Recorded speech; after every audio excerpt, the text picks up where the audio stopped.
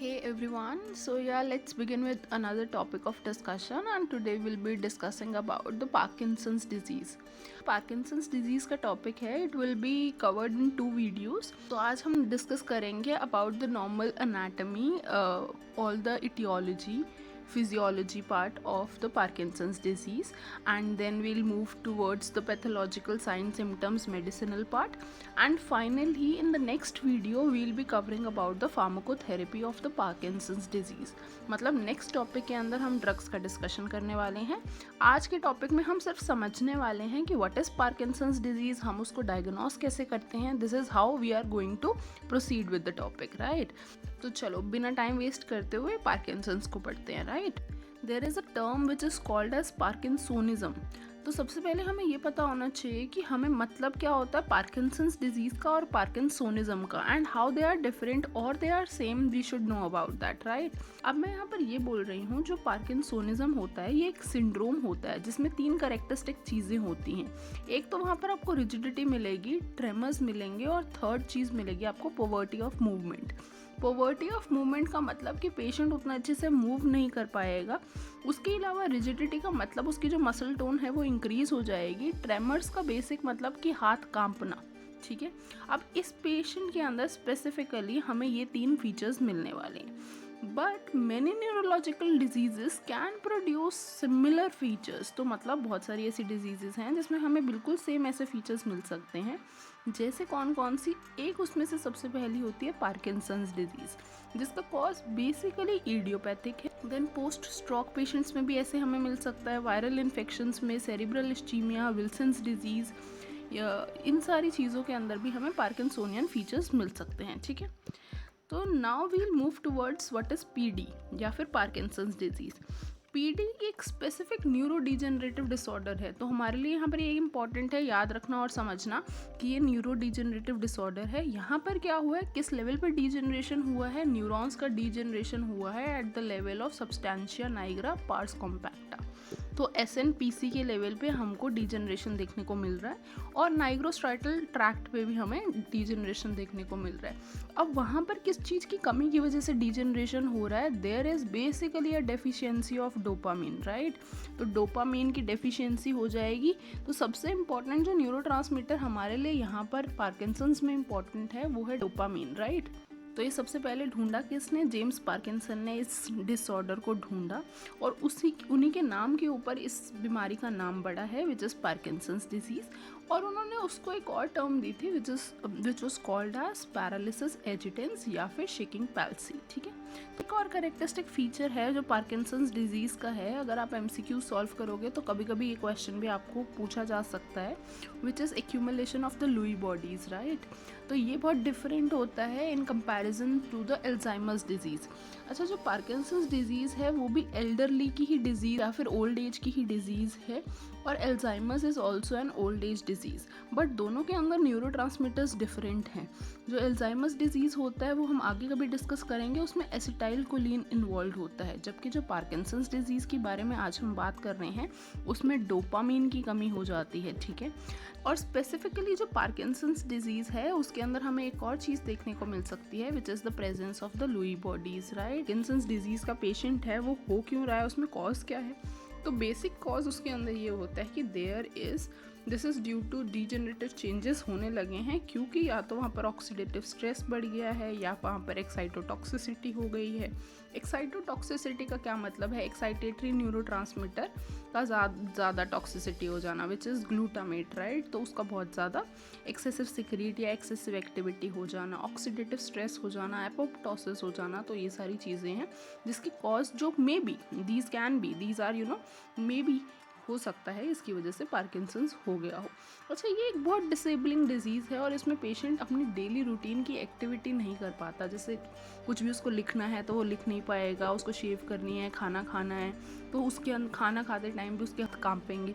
तो all these features this come along with this progressive disease, ठीक है.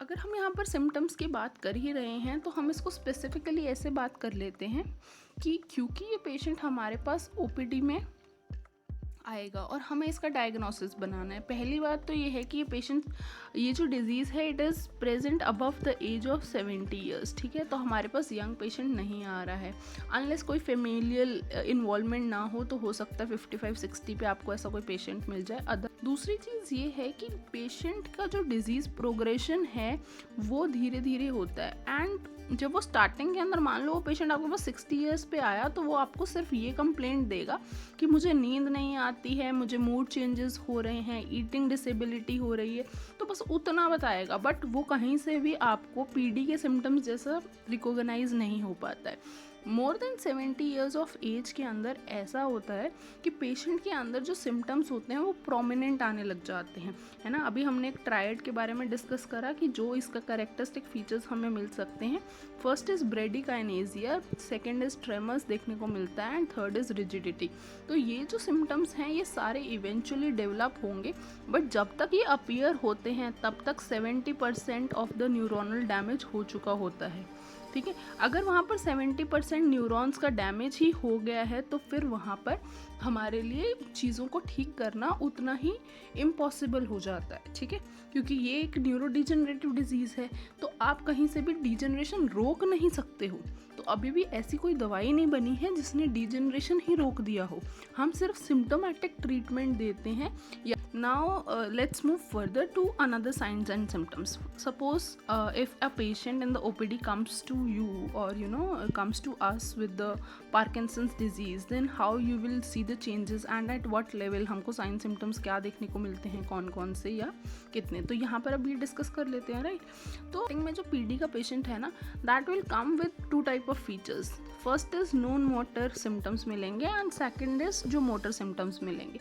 अब आपको जो नॉन मोटर सिम्टम्स होते हैं ना, वो क्या होता है पेशेंट के अंदर, या तो वो ये बोलता है कि उसको एनोस्मिया हो रहा है। सेकेंड फीचर आपको क्या देखने को मिल सकता है पेशेंट के अंदर, कि वो बोलेगा कि मूड डिस्टर्बेंसेस हो रही हैं या स्लीप डिस्टर्बेंसेस हो रही है उस पेशेंट को, तो स्लीप डिस्टर्ब्ड होगी। फिर अनदर फीचर हमको क्या मिल सकता है, कॉन्स्टिपेशन के साथ पेशेंट कंप्लेंट करेगा। तो कहीं से भी स्टार्टिंग के अंदर जब ये डिजीज़ वाला पेशेंट होता है तो हमको कहीं से भी स्टार्टिंग में पता नहीं लगता कि this patient is going to progress towards the PD, right. ये एल्डरली की नॉर्मल कंप्लेंट्स भी हो सकती हैं कि नींद नहीं आती है, मूड ठीक नहीं रहता है, ये सारी चीज़ें वो कह सकते हैं। जब पेशेंट प्रोग्रेस कर जाता है और पार्किंसंस डिजीज़ में लैंड ही कर जाता है, तब हमको कुछ नई चीज़ देखने को मिलेगी, एंड वो नई चीज़ क्या है कि उसके अंदर मोटर सिम्टम्स का डेवलपमेंट होगा। If I am talking about the motor symptoms, then I want to make sure कि मोटर सिम्टम्स हमको कौन कौन से लेवल पे मिल रहे हैं। अगर मान लो पेशेंट 70 ईयर्स ऑफ एज पे हमारे पास रिपोर्ट कर रहा है, तो सबसे पहला जो फीचर हमें देखने को मिलता है that is tremors. What is tremors? Tremors मतलब रेस्टिंग ट्रेमर्स होते हैं। Specifically in Parkinson's there is presence of resting tremors. If I am talking about resting tremors, इसका ये मतलब है कि उसके एक हाथ में कंपकपी चलती रहेगी, मतलब वो खाना नहीं खा पाएगा, जब वो खाने के लिए स्पून उठाएगा तो उसको स्पून से खाना गिर जाएगा, तो मतलब इस तरह का वो नॉर्मल अपनी रूटीन की एक्टिविटी नहीं कर पाएगा। तो ये सारी चीज़ें आपको इन पेशेंट्स के अंदर देखने को मिलेगी। अब दूसरी चीज़ इस पेशेंट के अंदर, क्योंकि यहाँ पर ट्रेमर्स डेवलप हो रहे हैं तो पेशेंट के अंदर इरिटेशन भी बहुत रहती है। तो these patients are also irritable, right. कौन से टाइप के ट्रेमर्स मिलते हैं? It is pill rolling type of tremors. यहाँ पर जैसे सेकेंड थिंग इज ब्रेडिकाइनेजिया। अब इन पेशेंट्स के अंदर ब्रेडिकाइनेजिया हो जाता है। What do you mean by bradykinesia? Kinesia is the movement, right. Brady is slow, तो स्लो मूवमेंट हो जाती है पेशेंट के अंदर। अब पेशेंट के अंदर स्लो मूवमेंट हो रही है, और धीरे धीरे क्यों स्लो मूवमेंट होती जाती है? क्योंकि वहाँ पर there is a deficiency at the level of the dopamine and there is increase at the level of acetylcholine, ठीक है।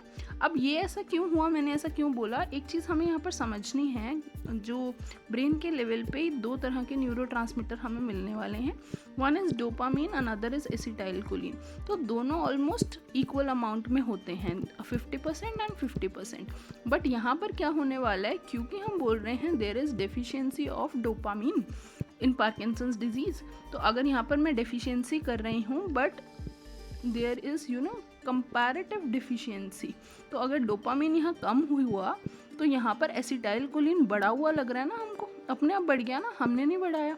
तो दैट इज़ कि एसिटाइलकोलिन यहाँ पर बढ़ जाता है एंड डोपामिन यहाँ पर कम हो जाता है. So this is how the patient of PD presents to you. Let's come to the third feature of the Parkinson's disease, which is rigidity.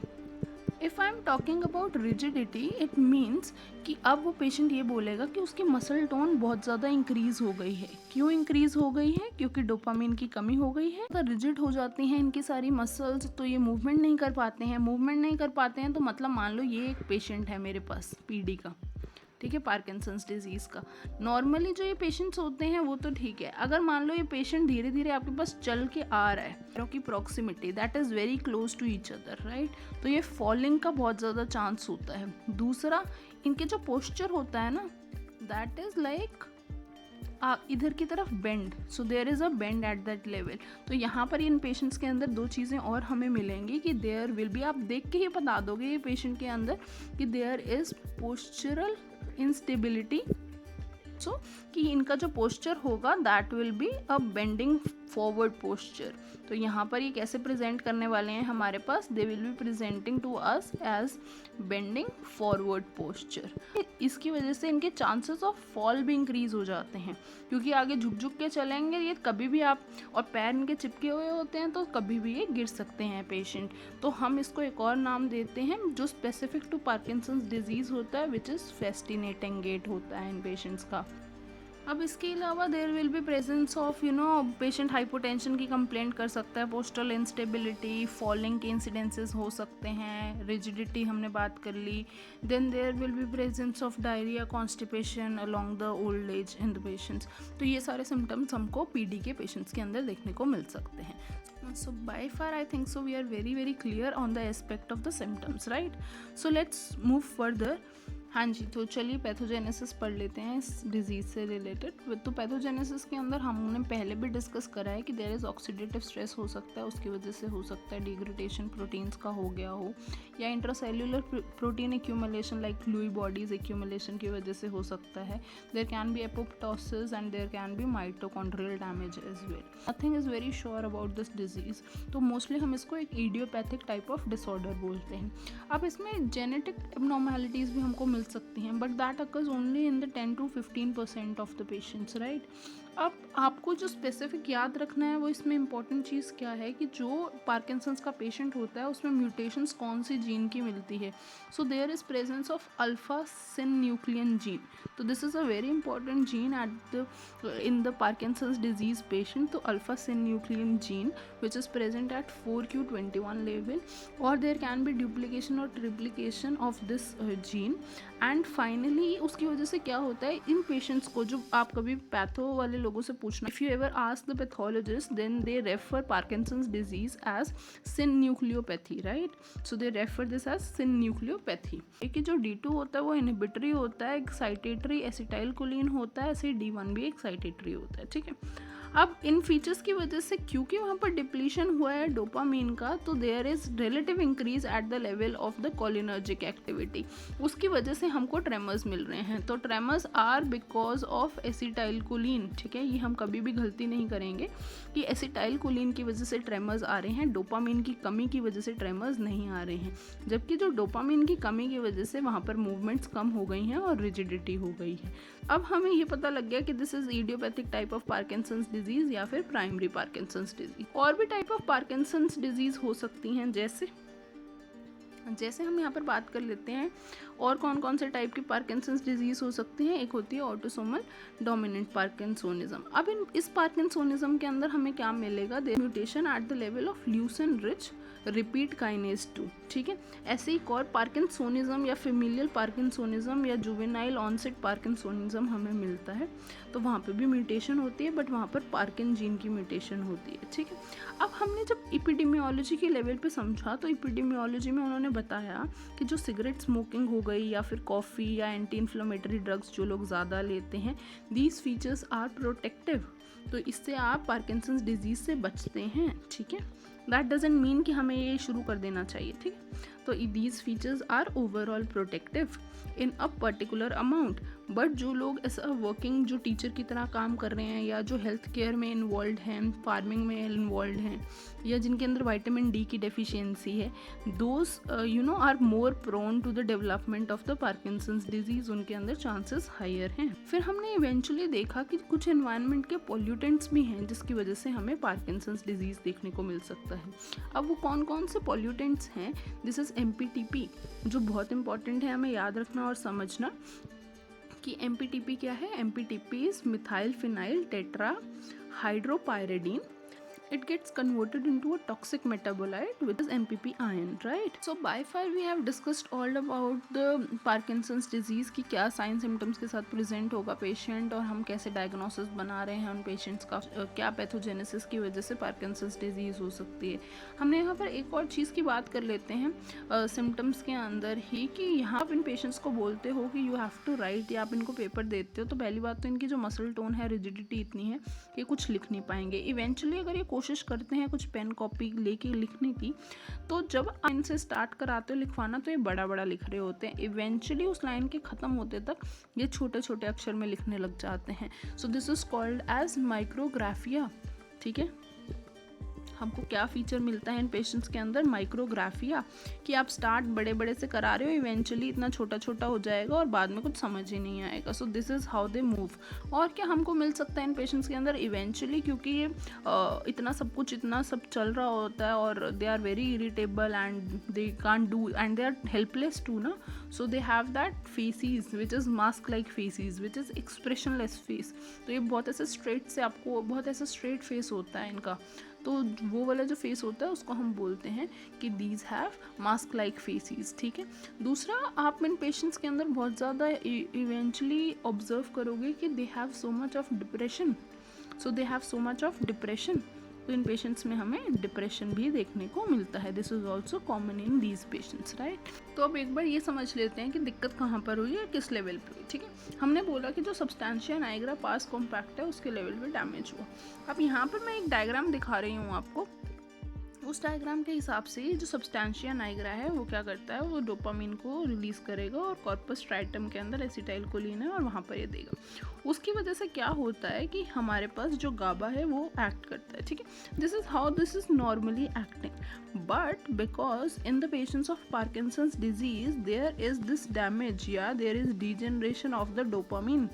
अब उसकी वजह से क्या होगा, जो कॉर्पस स्ट्राइटम है उसके पास डोपामिन नहीं आ पाएगा. अब डोपामिन वहाँ नहीं आया तो एसिटाइलकोलिन और इनका जो लेवल था गाबा का, अब वो खराब हो जाएगा. तो this is how the Parkinson's disease means damages eight the level of the dopaminergic neurons. ठीक है, इस चीज़ को हम एक और चीज़ ऐसे समझ लेते हैं, जो नाइग्रोस्ट्राइटल ट्रैक्ट होता है हमारा. ठीक है, या तो वो नॉर्मल मूवमेंट कर रहा है तो क्या क्या होने वाला है, अगर उसमें डिजेनरेशन हो जाता है तो क्या होगा. अगर जैसे नॉर्मल मूवमेंट हम यहाँ से स्टार्ट करेंगे कि नॉर्मल मूवमेंट हो रही है, तो हमने स्टार्टिंग में बात कर ली थी इस चीज़ की कि देयर इज़ कि आपस में दोनों डोपामिन और acetylcholine are present in the equal proportions.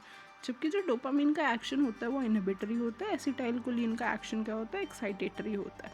अब ये लेवल कौन सा है, कॉर्पस स्ट्राइटम के लेवल पे. ठीक है, बट जैसे ही डिजेनरेशन हुआ नाइग्रोस्ट्राइटल पाथवे का, आइदर बिकॉज हमने अभी तक सारी इटियोलॉजी डिस्कस कर ली है, या तो इडियोपैथिक, MPTP की वजह से, ऑक्सीडेटिव स्ट्रेस की वजह से, फ्री रेडिकल, कोई भी कॉज की वजह से अगर वहाँ पर डिजेनरेशन होता है, जिसकी वजह से क्या होगा कि डोपामिन की कमी हो जाएगी. अब डोपामिन की कमी अगर होती है तो आप क्या ये ऑब्जर्व कर पा रहे हो कि ये जो इतना था पहले, अब there is a comparative increase at the level of acetylcholine and there is decrease at the level of dopamine. ठीक है, अब डोपामिन की कमी हुई तो हमको क्या क्या साइन सिम्टम्स मिल रहे हैं, there will be presence of hypokinesia, rigidity.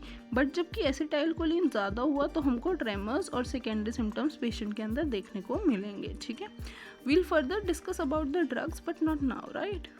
So this is how the patients of the PD presents and how the disease is occurring at the level of the neurons. ठीक है, तो ये क्या damage हो रहा है यहाँ पर हमने सारा सीख लिया. ठीक है, तो ठीक है, एक बार इसको भी रीड कर लेते हैं कि सिम्टम्स क्या है। हमको रिजिडिटी मिल रही है, ब्रेडिकाइनेसिया, ट्रेमर्स, ये सब मिल रहा है। सेकेंडरी सिम्टम्स के अंदर इंक्रीज सेलाइवेशन हो जाएगा, mood changes, loss in interest in life, shuffling gait हमें पेशेंट के अंदर मिलता है। फिर उसके बाद नॉन मोटर सिम्टम्स के अंदर एंजाइटी हो सकती है, कॉन्स्टिपेशन, डिप्रेशन, डिमेंशिया, ये सारे सिम्टम्स हमको देखने को मिल रहे हैं in patients of Parkinson's disease. Fine. So yeah this was all for today's video. आज के लिए हमने ये सारी चीज़ समझ ली है एंड नेक्स्ट वीडियो के अंदर हम सारे ड्रग्स के बारे में बात करेंगे, फार्माकोथेरेपी इन्वॉल्व रहेगा या हम किस किस मेथड से पार्किंसंस के पेशेंट के अंदर इम्प्रूवमेंट ला सकते हैं। So thank you so much for watching and please subscribe to the channel. अगर अभी तक नहीं किया है तो सब्सक्राइब कर देना। अगर वीडियो अच्छी लगी है तो लाइक बटन प्रेस कर देना। So till our next video, bye bye. Keep watching and happy learning.